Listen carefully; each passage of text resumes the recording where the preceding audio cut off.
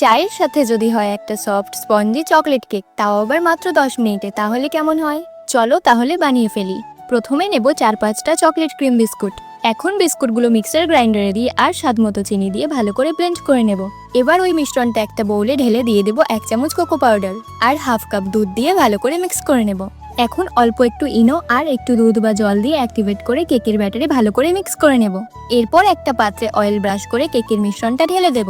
এবার একটি তাওয়ার মধ্যে কেক টিনটা বসিয়ে ঢাকনা দিয়ে ঢেকে লো ফ্লেমে 20 মিনিট বেক করলেই spongy homemade chocolate cake ready. তোমরাও বাড়িতে অবশ্যই ট্রাই করো আর কমেন্টে জানাও কেমন হলো। আজ এই পর্যন্তই, দেখা হবে পরের ভিডিওতে।